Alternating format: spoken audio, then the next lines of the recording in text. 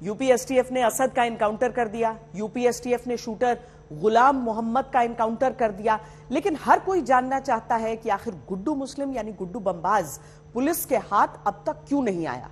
गुड्डू मुस्लिम अब तक 8 राज्य बदल चुका है और अब उसकी एक महिला दोस्त चांदनी का भी खुलासा हुआ है, जिसे दावा है कि गुड्डू ने अपनी सलामती का संदेश पहुंचवाया। असद के एनकाउंटर के बाद, अतीक अहमद और अशरफ की हत्या के बाद, शाइस्ता की फरारी के बाद अगर कोई नाम सबसे ज्यादा चर्चा में है तो वो है गुड्डू बमबाज। उमेश हत्याकांड में 66 दिन बाद भी आरोपी बमबाज गुड्डू मुस्लिम यूपी पुलिस के लिए चुनौती बना हुआ है। वो लगातार अपनी लोकेशन बदल रहा है और पुलिस को चकमा दे रहा है। जब तक पुलिस उसके एक ठिकाने पर पहुंचती है, वो उस राज्य को छोड़कर दूसरे राज्यों में पहुंच जाता है। सूत्रों के मुताबिक गुड्डू मुस्लिम अब तक 8 राज्यों में शरण ले चुका है। उत्तर प्रदेश में मेरठ, दिल्ली आईएसबीटी, राजस्थान के उदयपुर और जयपुर, बिहार के भागलपुर, पश्चिम बंगाल के रायगंज, छत्तीसगढ़, ओडिशा। कई दिनों की छापेमारी के बाद भी गुड्डू मुस्लिम अभी भी एजेंसीज की पकड़ से दूर है। ऐसे में पुलिस जांच में खुलासा हुआ है कि गुड्डू मुस्लिम भेष बदलने में माहिर है और ये भी हो सकता है कि उसने अपनी मूछें मुंडवा ली हो या फिर किसी का ध्यान ना जाए इसके लिए अपनी दाढ़ी भी बढ़ा ली हो। पुलिस अधिकारियों का यह भी कहना है कि वह लगातार अपना भेष बदल रहा है ताकि किसी की नोटिस में ना आने पाए। एक वरिष्ठ अधिकारी की माने तो ये भी संभावना है कि गुड्डू मुस्लिम अपनी पहचान छुपाकर एक हिंदू पहचान से किसी ठिकाने पर छुपा हो। अब ऐसे में एजेंसीज को गुड्डू मुस्लिम की तलाश करना और उसके बारे में पता चलाना खासी मुश्किल होता जा रहा है।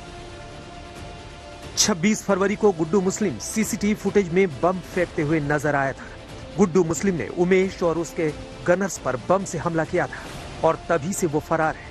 आज तक की टीम प्रयागराज में गुड्डू मुस्लिम के घर भी पहुंचती है और गुड्डू मुस्लिम के बारे में पड़ताल करती है। हम आपको बता दें कि बताया जा रहा है कि गुड्डू मुस्लिम की एक गर्लफ्रेंड भी है, उसका नाम चांदनी है।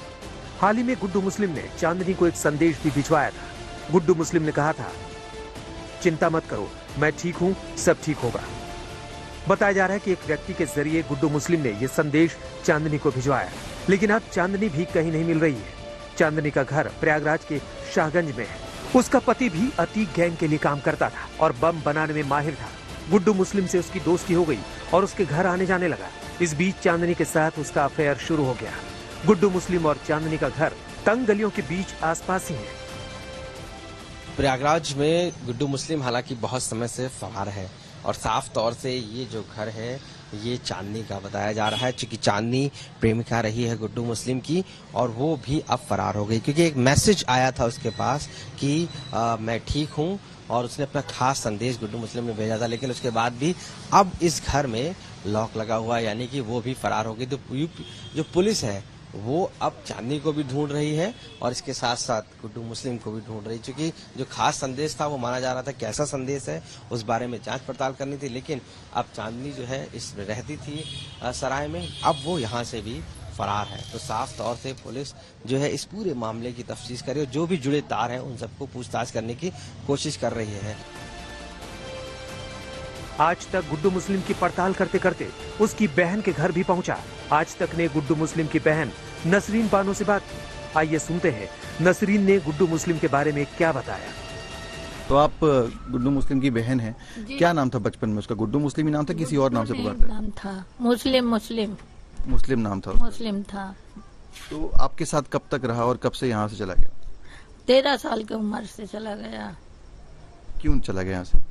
मम्मी पापा डांटते थे, तब वीडियो का जमाना था, वीडियो देखता था, वो रात रात नहीं आता था, इस वजह से। संगति ठीक नहीं थी, मतलब इसके कारण निकाल दिया आपके घर वालों ने? जी, जो आता नहीं था इस वजह से। तो उसके बाद कभी बात करने की कोशिश करी या कभी आया आपसे मिला? हमने कभी नहीं मिले, कभी नहीं मिले। बचपन में किस तरीके का उसका स्वभाव था? आप तो बचपन में साथ रही। तो सीधा साधा था, काम पे जाता था। जब वीडियो देखने लगा तभी वो नागा करने लगा, नहीं आने लगा, इसी वजह से। क्या काम करता था, किस काम पे जाता? मोटरसाइकिल के कटरा में। तो काम क्यों छोड़ दिया उसने? यही वीडियो देखने के चक्कर में मारपीट, घर में मार खाता था। गुड्डू मुस्लिम पर 5 लाख रुपए का इनाम है, जिसे दबोचने की चुनौती यूपी पुलिस की बेचैनी बढ़ा रही है। क्योंकि अब उंगलियां यूपी पुलिस पर ही उठने लगी हैं कि आखिर वो गुड्डू को गिरफ्तार करने में कामयाब क्यों नहीं हो पा रहे। आशीष श्रीवास्तव के साथ सिमर चावला, प्रयागराज, आज तक। क्या प्रयागराज में गैंग वॉर छिड़ सकता है? दरअसल यह आशंका उत्तर प्रदेश पुलिस को है, क्योंकि प्रयागराज में अतीक अहमद और उसका भाई तो मारा गया, मगर उसकी खाली हुई गद्दी पर अब कई दूसरे माफियाओं की नजर है। उसी पल से प्रयागराज पुलिस की सांस अटकी हुई है, क्योंकि प्रयागराज की पुलिस अब एक नई मुसीबत का इंतजार कर रही है। यूपी पुलिस के लिए यह नई मुसीबत हो सकती है प्रयागराज में गैंग वॉर। गद्दी पर कब्जे के लिए गैंग वॉर। प्रयागराज में जिंदा है गुंडाई। खून से सने सिंहासन को कब्जाने के लिए खूनी चाहत। अब पुलिस को यह आशंका क्यों है? असल में पुलिस के आला अफसरों की यह आशंका बेबुनियाद नहीं है। आशंका जताई जा रही है कि प्रयागराज माफिया से नेता बने अतीक अहमद और उसके भाई खालिद अजीम उर्फ अशरफ की मौत के बाद खूनी गैंगवार के पीछे ये वजह सामने आ रही है। यूपी भर में फैला है सैकड़ों करोड़ का अवैध साम्राज्य। यूपी में फैले इस अवैध कारोबार को कब्जा करने के लिए जंग माफिया की जगह लेने के लिए गुर्गों में छिड़ सकती है खूनी लड़ाई। पुलिस को अंदेशा है कि माफिया अतीक की जगह लेने और अवैध कारोबार के वर्चस्व के लिए गैंगवार की सबसे ज्यादा संभावना है। और अगर ऐसा पुलिस को लगता है तो वो बेबुनियाद नहीं। सबसे पहले अतीक के कुनबे की हालत को समझ लीजिए। अतीक अहमद और अशरफ के बाद अब सारी नजर दोनों की पत्नियों यानी शाइस्ता परवीन और जैनब फातिमा पर है। जबकि अतीक के 5 बेटे थे, जिनमें से अब 4 ही बचे हैं।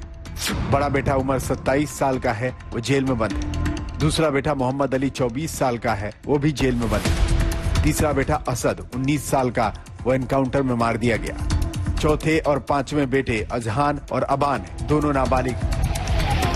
अतीक के मारे जाने के बाद अब अतीक के गुर्गों को यह लगेगा कि उसका कोई भी बेटा उसके अवैध कारोबार और जुर्म के उस हुकूमत को चलाने की हालत में नहीं है। यही वजह होगी कि अतीक के कई गुर्गे अब उसके अवैध कारोबार को पूरी तरह अपने कब्जे में लेना चाहेंगे। लेकिन यह सब कुछ इतना आसान नहीं है और झगड़ा यही है। माफिया की गद्दी पर पूर्वांचल के माफिया का दावा। कुख्यात गैंगस्टर सुंदर भाटी गैंग भी कर सकता है सेंधवारी। 40 साल से तैयार है अतीक के गुंडई की फसल।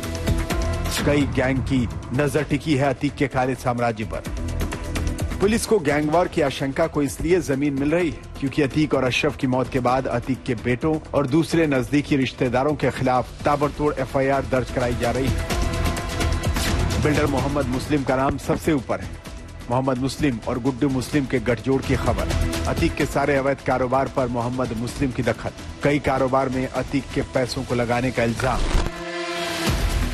बिल्डर मोहम्मद मुस्लिम ने अतीक के बेटों उमर और अली पर रंगदारी और अपहरण का मामला दर्ज कराया है। लेकिन पुलिस अधिकारियों को आशंका है कि अतीक के कई और गुर्गे भी सामने आ सकते हैं। आज तक ब्यूरो।